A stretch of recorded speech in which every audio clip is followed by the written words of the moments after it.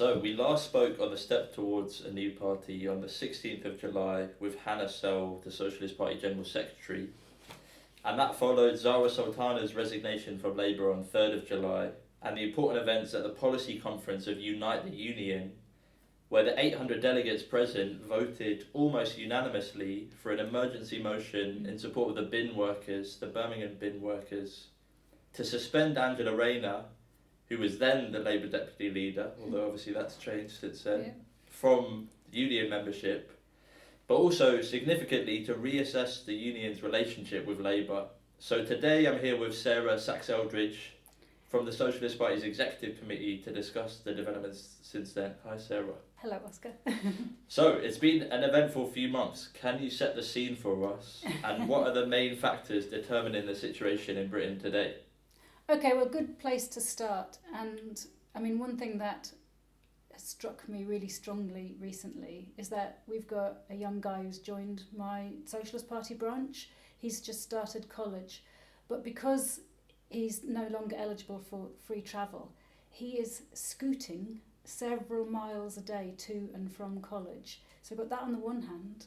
On the other side, we've got Elon Musk, who's just been announced the first ever person to be worth $500 billion. So we still live in a world which, on the one hand, you've got the rich getting enormously, obscenely richer, and on the other hand, you've got workers and young people, the majority of us, living in this rigged system, facing austerity, war, climate disaster, and so on. So that's the world we live in, and at the same time, we've got these obviously deeply unpopular politicians trying to scapegoat migrants and other minorities to try and distract us from that austerity and war agenda, and also to divide us, because obviously when we're divided, we're weaker, less able to fight back. And talking of unpopular politicians, Starmer is the most unpopular Prime Minister in 50 years. And that's because last year he promised change. And what have we had? More of the same. We've got food inflation rising faster than public sector wages. We've got fuel bills about to go up. Rents are, continue to be unaffordable. And the Labour government has no answers to any of that. The two-child benefit cap remains in place. In the 6th richest country on the planet, we always have to say that. And that means that kids are going to school hungry without enough warm clothes. And then, of course, we still have the issues of the winter fuel payments and the disability benefit cuts, which have generated enormous anger as well. So I would say that's the background to the discussion that we need to have about a party that opposes that rigged and rotten system. And the upcoming Labour budget is going to make this need even more sharply felt, isn't it? Absolutely. We're in the run-up to the budget now. It's going to take place on the 26th of November. I think that's the last date they could go to, so you can see that they were trying to push it back. And Rachel Reeves, as we know, the Labour Chancellor, has set herself these fiscal rules, which are basically designed to say to big business, don't worry, have confidence in us, and the markets, by the way. We've got your interests central to everything that we do. And she also, though, made manifesto promises not to raise taxes. But Labour also promised growth in their election manifesto. But capitalism can't realise growth while profit, is central, is prioritised so much, short-term profits. And now we've got a situation where there's a huge hole in the budget, in the finances, and the question looming over us until the 26th of November is really which class is going to play, the working class or the capitalist class. And every day when you read the Financial Times or The Economist, there's an article saying it must not be the capitalist class that pays for this. The Economist, for example, had an article the other day saying don't tax wealth. And in it, they acknowledged that in France, where obviously there's a very deep crisis, 86% of the population supports a wealth tax. So they acknowledge that there's support for such a thing, but they're trying to make these arguments to say why you shouldn't do it. And they come up with these ludicrous arguments. But finally, they get to the point. And what they say is that the fear is the appetite will grow with the eating. That if the working class is, making gains, i.e. Making the capitalist class pay instead of them with more cuts, then the appetite could grow with the eating, and the confidence could develop to demand policies that actually threaten the ongoing existence of capitalism. So Starmer and Reeves are under big pressure from those voices defending capitalism, but they're also under big pressure from Labour councillors and politicians in the Welsh Senedd and in the Scottish Parliament as well, ahead of next May's elections, where they're going to face the voters, because they also can't ignore what's happening in France. Because yesterday we had the announcement that the third Prime Minister this year has had to resign because he cannot get the support to push through a massive austerity budget in the face of massive protest and strike action. And there the anger has turned into action, and we're going to see that here as well. And the budget is only going to confirm the need for that Labour is not on our side. And that means that a political alternative is posed by the situation itself as an alternative to Labour, but also as an alternative to Reform, who's seeking to take advantage of that situation. And I think that's scaring a lot of people, seeing Reform leading in a lot of opinion polls. So could we talk about that? Yeah, no, I think we should actually, because that anger is there, but as yet, which we're going to get onto in terms of the new party, it doesn't have a clear expression in a united anti-austerity opposition to Labour. And that means that the rage at this stage, at the attacks raining down on us, is finding a certain outlet with Reform UK. And I think, we've noted, for example, that more voters earning £30,000 a year have abandoned Labour, saying that they're going to vote Reform, than any other section of society, because obviously they're at the sharpest end of that food inflation, the rents and so on that we talked about. And in the last few weeks we've had the Labour conference, because Starmer's got no means to counter that. He's got no solutions to our problems. So what he's done is resorted to kind of lesser evilism, and has been at Labour conference condemning Reform UK immigration policies as racist. Well, that's true. But it's a bit of pot calling the kettle black, isn't it? Because Labour also continues to announce its own divisive policies designed, as I said, to scapegoat migrants for the problems of capitalism in crisis, and to announce more austerity. For example, it's in the news today that the Royal College of Nursing has described the visa plan that Labour has put forward now, which is going to obviously hit a huge number of nurses, as ignorant and pandering to Nigel Farage's Reform UK. And we have to be clear, it is the cuts, Labour's cuts to public services, that are leaving people feeling left behind by the establishment and creating that fertile ground for Farage to take advantage of the vacuum and present himself as an alternative, which is outrageous. He leads a party that is actually made up and led by, well, not made up by, but led by millionaires and Tories. He is no alternative to the establishment.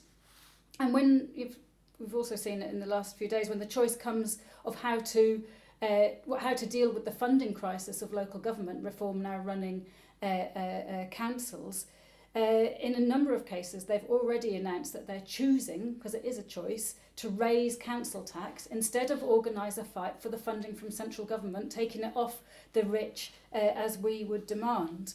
And in reality, Farage supports brutal austerity. He did say about NHS privatisation in the general election and attacks on the working class. In 2011, he actually organised a pro-austerity demonstration. That was in the aftermath of the 2007-2008 economic crisis, and then the coming to power of the Liberal Democrat Tory coalition, announcing horrific austerity. And he organised a demonstration to welcome that. What happened at the time was it was a few hundred on it, and then there was an enormous demonstration organised by the trade unions. 750,000 trade unionists marching through London in opposition to austerity.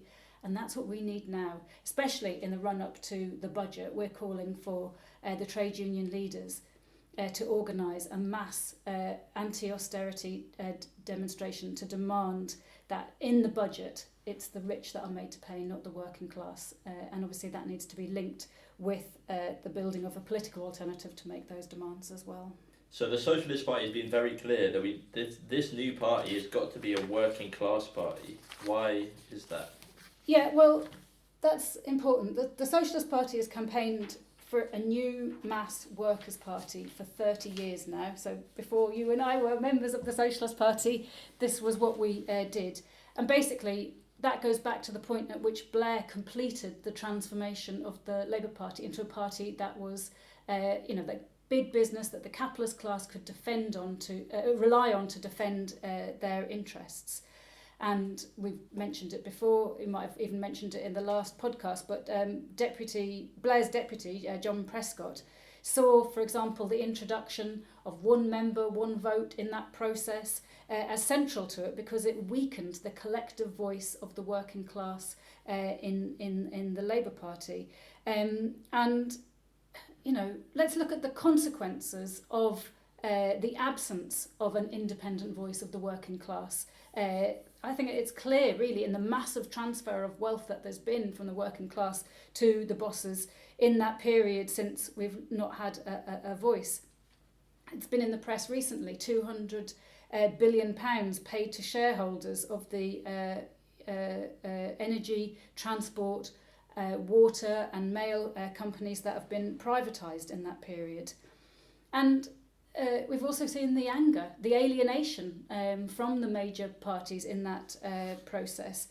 In 2025, the local elections, if you extrapolate out the vote towards what it would look like in a general election, it's estimated that the Labour and Tory parties would share about a third of the vote.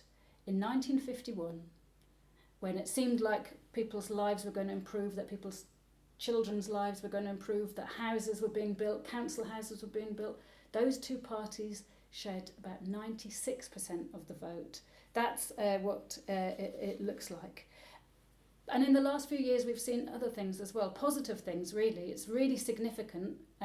Obviously, the pandemic was a really hard time, but it is significant that everybody saw the role of the working class in society at that point, that workers were key. But also in 2022, 2023, we had the strike wave, and I think that's left an indelible mark on consciousness, that strikes can win. That's still the legacy of that is still developing. And I'd say the conclusion to all of this that we try to draw out is that the working class has enormous potential power to change society, and that arises from its role under capitalism. Capitalism, as we know, is a system based on exploitation of the majority for the profits of the tiny minority. Capitalism therefore means poverty and inequality for the majority, but our class has the power to end it and to start to build society in a socialist way, based on the planning for the needs of everybody, not just the profits of a tiny few. And part of how we explain how that potential of our class can be realised in carrying through that transformation is through the building of a new mass workers' party, a voice for our class that could fight collectively for all of our interests. And that means that it's got to have a socialist programme. That means that it's got to have a programme that represents all of our needs about planning society's resources to meet everybody's needs. And actually, I think that would win over huge swathes of the population very, very quickly as well. And Labour was founded as a party when the working class was gaining confidence through building unions, through struggles against the bosses, fighting in the workplaces and in the communities, but realised it also needed a political voice, and the need for a workers' voice became clear, as it is becoming clear today as well, I think. So what are the lessons from the foundation of the Labour Party that are useful today? Well, there are loads. There's a really good article in the September Socialism Today, which I hope you'll share in the show notes, as long as a lot of the other material that we've written. But let's just say a couple of things here. Going back to 1899, the resolution passed by the Trades Union Congress at that stage, which paved the way for the creation of the Labour Party, it called for the convening of a special conference to discuss increasing the number of workers' representatives in Parliament. And the invites were sent to trade unions, but also to socialist organisations, cooperative societies, and other working class organisations. And that was because it was understood the potential power of the trade unions lies precisely in their ability to organise collectively. And today, there's 6.5 million members of the trade unions, and probably a much broader reach than that if you think about families and so on and so forth. And any new party of the working class would need to be structured in a way that could accommodate that strength. But it's also vital that a diversity of views that is going to be inevitable, by the way. There's going to be discussion and debate on how we build this party, on how we fight to transform society. That is also in the structure, in the initial founding of a broad party. And I found it very interesting to read in this article, actually, about the kind of relationship of those small socialist organisations going back right even before the TUC conference and so on, and going back to William Morris of the Socialist League, and him commenting that on these various small socialist organisations that we cannot agree to what is likely to be the precise social system of the future, and also we cannot agree as the best means of attaining it. So that's quite a lot of major things that they weren't finding agreement on. But the point is that the political differences on aims and strategies didn't stop them from coming together with then later with the trade unions on a local and national basis to campaign against all the burning issues facing the working class at the time: unemployment, repression in Ireland, fighting for free speech, the trade union rights, the right to protest, the 8-hour day, and so on and so forth. And that any imposition of artificial unity that cuts across discussion and debate and the differences being aired and worked out and so on would have shattered the project and actually delayed the development of a voice for the working class being built. So I suppose in summary, our lessons from the foundation of the Labour that are useful for today are that we're fighting for a democratic federal structure that brings together all the organisations of the working class, the trade unions, the community campaigns, the groups of individual councillors who've been elected to stand up against the austerity, and the socialist organisations fighting for an alternative to capitalism, and for the organised working class to be central to that under the democratic control of the members. But isn't that exactly what was announced by Jeremy Corbyn and Zarah Sultana on the 24th of July, and currently under the name Your Party? How did the Socialist Party respond to that?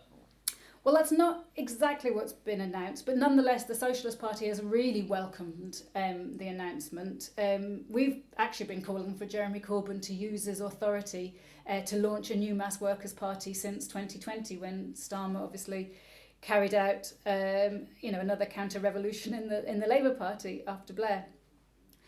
And Corbyn's authority is actually directly linked to the 2017 anti-austerity manifesto, because then, people got a glimpse, didn't they, of what was possible. And he's identified, I think, still with the call for free education, council house building, raising the minimum wage, nationalisation of energy, transport, water and mail, and so on, i.e. a glimpse of a real improvement in our lives. And I think the 800,000 sign-ups that we've seen to the new party are testament to that. And actually the trade union leaders, we've also been calling for the trade union leaders to use their authority to build a new party. In 2022, for example, at the height of the strike wave, we saw the then RMT leader Mick Lynch and CWU General Secretary Dave Ward, who were at that stage leading strikes, were on the telly every day saying things like "refuse to be poor anymore," that they called enough is enough, and 500,000 people signed up in days looking for a new political voice that represented the demands of the strike wave. But what have we done in terms of welcoming it? Our branches have opened the doors, organised 60 public meetings across the country to offer as a big forum to discuss all of this. And at those, we've presented all of these ideas about how we think the new party could be built for discussion by the people who come to the meeting. And what we mean by a mass workers' party with a socialist programme. But we've done more, actually. Our trade union members, we've got 20 members of trade union executives, but obviously hundreds of members in trade unions across the country, have been using that authority that they've got to call meetings to discuss how members in the unions can campaign for their trade unions to take steps to help build this new political voice. And that's actually following up on the big Zoom meeting that took place just after your last podcast, Oscar. That was hosted by former Labour MP Dave Nellist, who's now the chair of the Trade Unionist and Socialist Coalition. And actually Jeremy Corbyn and Zarah Sultana attended that meeting. That was just 3 days before they made their big announcement that had the 800,000 people respond to. And actually another thing for your show notes, if this goes out before the 13th, is to share Dave's reconvening of that meeting, to discuss how the trade unions can step into the situation where there's been, issues arising that I'm sure we'll come on to. The other forum, though, that we've been, fighting to build the new party in is the university campuses, actually, because we've obviously just had the Freshers' Fairs. And socialist students, a student group that our members help build, have gone to the Freshers boldly saying, let's build your party as a voice for students to fight the campus funding crisis, the housing crisis, and all the other issues that students face. And they found very significant enthusiasm for that. And I also have to say that I should have a copy of it here now, but every copy of our paper, The Socialist, and our monthly magazine, Socialism Today, is engaging with all the central issues and questions that are arising around your party. And we're also explicitly engaging with the formal process of your party. Yeah, we are. No, that's a good point as well. So, for example, one of the early kind of issues that there was to engage with was the question of the name. And we responded to that. We wrote an article explaining why we thought that it should have socialism in the name, to be explicitly socialist, i.e. identifying very clearly which classes' interests this party will be built in. We actually even offered to hand over a Socialist Alternative, which we've registered with the Electoral Commission, to help speed up the process of getting the party registered and make sure that it was registered in time for the local elections next May, for example. And now, more recently, there's been the opening of the Your Party membership portal, and we're joining, and we'll fully participate, saying what we think is necessary at each stage for this party to be a voice for the working class fighting for a socialist alternative that we need. So you mentioned the membership has been launched, but it hasn't exactly been a smooth process. There have been some hiccups. Could you outline that? Yeah. Inevitably, though, I think, it's not been plain sailing.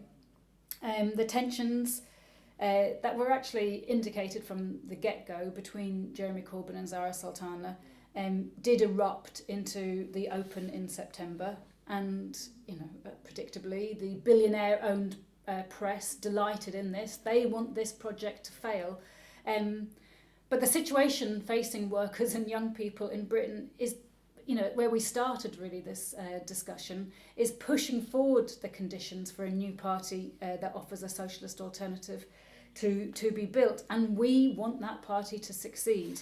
And that means that, like I said, the need for the collective voice of the working class has got to be central. And now a roadmap has been set out. It's not currently fully on track, but I understand that, for example, the documents are imminent. And we will fully engage with every step of that process, and probably do more podcasts as that develops. Definitely, and it might be worth saying what else has been set out in that roadmap. Yes, good point. So what's been announced is that there's going to be a founding conference held in Liverpool on the Saturday the 29th and Sunday the 30th of November. And I'm sure a lot of people are been very happy to hear that the dates have been set. And like I said, draft documents are being prepared. They're going to be on political principles, the constitution, the rules and the organisational strategy. But, how that conference is going to work, that's another question really, because, I don't think the way it's been set out really gives the idea that serious debate and decision making is going to be possible, because there's going to be what's called regional deliberative meetings, and they're going to be followed by this conference. And the organisers are expecting an attendance at that conference of 13,000 people, with 6,500 on each day. Now, you and I, Oscar, we've been to a Socialist Party Congress.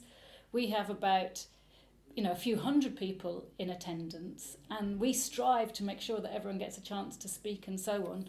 But 6,500 in a day is quite hard to envisage, I think. And then also, the point being that those attended are going to be selected by lottery. It's called sortition. I don't know if you had to look it up. I had to look it up. And following this, final votes are going to be taken with all members voting on a one member, one vote process.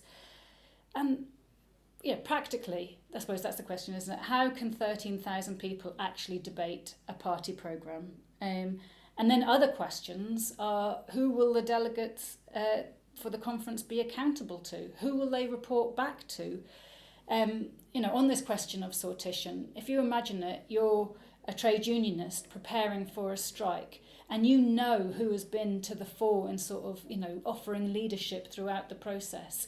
And then it comes to the election of your shop steward, and the idea that you would do that by lottery rather than electing the person who would, is best prepared through the experience of the struggle to fight for your interests is kind of ludicrous, isn't it? So we argue for a democratic conference based on representative and accountable delegates, including from affiliated organisations, which we've just discussed.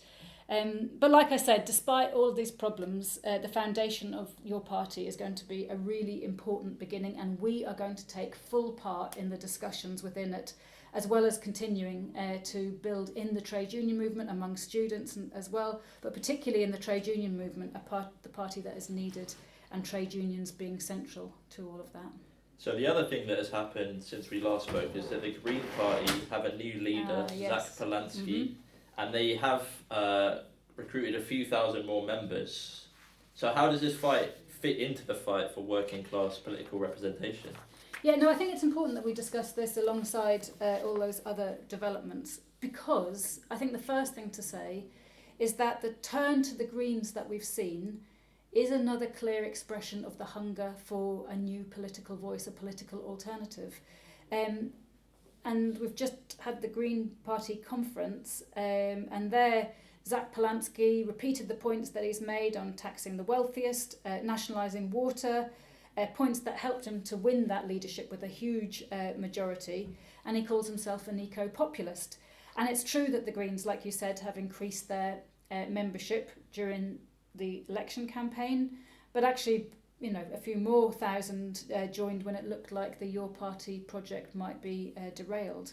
And so the Greens now have a membership of 80,000, but compared to, for example, joining a trade union, it's not a big ordeal to join the Greens. It's very cheap, and there are 80,000 of them and 6.5 million trade unionists.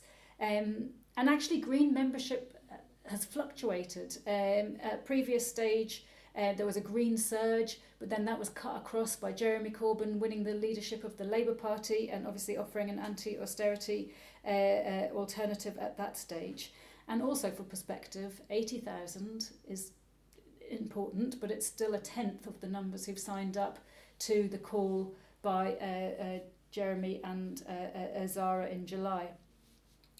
So, why is it proportionately low? Well, I think the main reason is that for the big majority of working class and young people, the Greens are not seen as their party. And that's based on a combination of, their experience and what they see the Green Party doing and saying. Because the Greens are not a party that is rooted in the workers' movement. A trade union affiliating to them would have no means to use its collective voice in the party's democratic structures to hold the leaders to account. The Greens are also by choice not a socialist party. They don't have a socialist programme. Polanski's speech had those radical points, but it did not outline any measures by which the working class could challenge capitalism. And that means that not having a socialist programme means that, for example, when they're presented with the arguments, as is inevitable by the defenders of capitalism, that cuts are necessary, there is no choice, all of those things that we know will happen, they have agreed that there's no alternative to austerity. And this can be seen in their record. When they were in de facto coalition with the SNP in Scotland up until a year ago or so, the Greens supported handing wind energy production in the North Sea to multinational corporations. And then their radical rhetoric also did not stop their representatives in the coalition voting through over £1 billion of cuts in the Scottish budget. And Zach Polanski highlighted next May's local elections, as an important point for the party to rally to, standing candidates, getting more councillors elected. And there's going to be a big deal in May 2026. Around 4,000 councillors are up for election, 71 local authorities, and like I said, the Scottish Parliament and the Welsh Senate. And, we know Labour councillors have never fought the Tory austerity, going back to 2010. It's estimated that about 600,000 local government positions have been cut, and obviously public services destroyed, youth services. I mean, most young people don't even know what a youth club is now. About half of English councils say they've turned off street lighting, some of their street lighting. Women's refuges have been closed. And that's going to continue under the Labour government. Just going back to what we were saying about the budget, that is what we can expect. And so the question is posed, if the government is going to be carrying out more local authority cuts and the councils, Labour, Tories, Reform, like we said, they've been raising council tax, which party is going to speak for the working class? Which party is actually going to represent those unions like Unite the Union, the GMB and Unison Local Government Committee, who have already voted that they want councils to move no cuts, needs-based budgets? And the answer is, unfortunately, that the Greens have shown that they are not ready to do that. They already have 800 councillors who have not been using their position in councils to move alternative budgets, to say no to austerity and try and offer a lead, to link up with those trade unions in their local area and so on, and build a fight that says the working class is not going to pay a penny more. We're going to build a mass campaign to demand the funding from central government. And in fact, where the Greens are in positions to lead councils, or in Bristol, where it's the Greens are the largest party, they're actually pushing through budgets of millions of pounds worth of cuts. So that is no way for a party defending the working class to act. And we're fighting for your party to take the no cuts road instead, mobilising the working class, like I said, to fight for jobs, homes and public services. And we have enormous confidence in this strategy. We did it in Liverpool. That was the experience of Liverpool City Council fighting against Thatcher in the 1980s.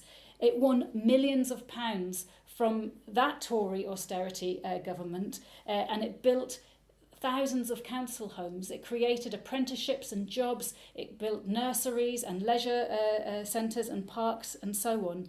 And it was through Liverpool's district Labour Party that tens of thousands of workers were mobilised in support. That included a citywide strike in support of the council. It's hard to imagine a strike in support of a council, but that's what they were doing. And that was also because the district Labour Party was almost like a workers' parliament through which the delegates from the trade unions, representing those tens of thousands of workers in the city, came together, around 600 delegates, and it was them that decided on the policies that then were carried through by the councillors in the council. And that's the model, not the Green Party, but that's the model that your party needs to look to if it's going to be a voice for the working class. So there is a big debate at the moment about how your party should relate to the Greens. Could you go through what we think about this? Yes, that's definitely being discussed. I think it's coming up at quite a few meetings. And again, I point everyone to an article in the Socialist, which we'll share as well. But we've raised the idea quite clearly in the Socialist of the Green Party being invited to affiliate to that kind of a your party, based on that kind of idea of struggle as part of a federal structure with agreement on a basic socialist programme that allows for the affiliation of the trade unions, of socialist organisations, other representative community organisations and so on. And so it will be a structure a bit like the early Labour Party that we discussed. And then that means that existing Green Party councillors, like those Liverpool Labour councillors and all elected politicians of a new party, would act not individually, but under the democratic direction of a body like Liverpool District Labour Party, made up of those delegates of the class organisations, really. That could be part really of a rollout of the Liverpool model, and that would have a huge impact. Imagine the sense of workers across the country being part of those kinds of structures where they were the ones directing councillors to fight in their interests. That would, really take us forward, I think. So you mentioned the Socialist Party is joining your party. What role do you see for Socialist Party members in the new party? Yeah, we want to be part of building this party as a political voice for the working class. Hopefully, I've made that clear already. But we think that means putting forward ideas that we believe will really help your party to succeed in the task that it faces in this, rigged system. We were just talking about the local elections. I think that's an example of, when we want to be putting forward these ideas, because 7th of May could be the date when things really start to change in this direction. We have the chance to elect local councils who refuse to make any more cuts. And the Socialist Party is putting forward these ideas about how we prepare for it. Your party could win councillors in almost every area. It could win have the balance of power in other areas, but like I say, it could actually win majorities and form administrations. So we could have a situation where we have councils choosing, instead of austerity, to fund the free bus travel, like we started with, or introducing rent controls, or building council homes, or reversing privatisation. Imagine if we had councils providing breakfast clubs, free school meals for all primary school pupils without means tests. Imagine if they were reopening the libraries that we're all seeing closed around us, and that youth clubs actually started to be a feature of all young people's lives instead of something from history. And the point is, this is all possible because the money is there. Unison has estimated that it's about 4 billion a year. That's the shortfall for local government. But the combined wealth of the 350 richest individuals and families in Britain is 772 billion. So I think that kind of, shows what's possible. And actually, even where there aren't elections in 2022, because there's obviously going to be a lot of areas who don't have them, particularly because of the restructuring and so on that's going on, councils still have to set budgets. So this issue of the no cuts needs budgets is actually something for every your party, group, branch, whatever, to start discussing. And we're calling that the action starts now, actually. The Socialist Party is calling on your party to, in every area, bring together the local trade unions, the community campaigns, the socialist organisations, to collaborate on working out what it is that we are all fighting for and bringing it together in an alternative people's budget that shows what, and then shows to the wider community in our areas what a new party is going to be fighting for, what your party is fighting for. And since 2010, the Socialist Party has participated in the Trade Unionist and Socialist Coalition standing in elections. The founders of Tusk included Bob Crow, the late great leader of the RMT and the Socialist Party. And Tusk has pioneered an anti-cut strategy for councils. Councils can use their borrowing powers, they can use their reserves, not just to use them up, which a lot of councils are doing now, but to actually set those no cuts needs budgets as part of building, and this is the important bit, a mass campaign for proper government funding for local services. In other words, you're setting a budget that chooses to take the money off the billionaires, not the working class. And let's not have any delusions. This is not an easy road. This is not one that is going to be, council officers going, yes, we agree. There's going to be, obstructions. There's going to be pressure piled on councillors by those who want to defend capitalist austerity status quo, to accept that making cuts is necessary. They'll say it's illegal and so on and so forth. But we have to be prepared to resist, as we did in Liverpool. And trade unions have to resist that kind of pressure all the time, don't they, when they're trying to go on strike, when they're trying to organise, when they're trying to get recognition in order to defend pay, jobs and conditions. But we think that taking the step now of your party groups initiating people's budgets would arm those council candidates going into those elections in preparation to win. And in preparation then to win and to be able to fight on behalf of the communities they represent. And obviously the involvement of the local unions in all of that is going to be key as well. And actually, we talked earlier about reform, but what better way to expose and cut across reform than actually having a means to end all the things that are making people's lives misery. And, so we see our role as the Socialist Party as, offering these ideas to help really build an effective party that makes itself clear its seriousness of fighting for the interests of the millions, not the millionaires. So there's already been an article in the Observer arguing that Trotskyists should be excluded from the new party. Could you expand on that a bit? There has. Just to say, for the record, an article is not going to stop us. We will not be stepping back from trying to help the working class take this necessary step just because of what's been said in a Sunday paper. And the Socialist Party is going to strive to be at the fore of putting forward the socialist programme, the central role of the working class within the new party that is needed. And, it was only a matter of time, wasn't it, before that kind of article appeared, and I'm sure there will be many, many more. The capitalist class will do anything and everything that they can to weaken a party of the working class.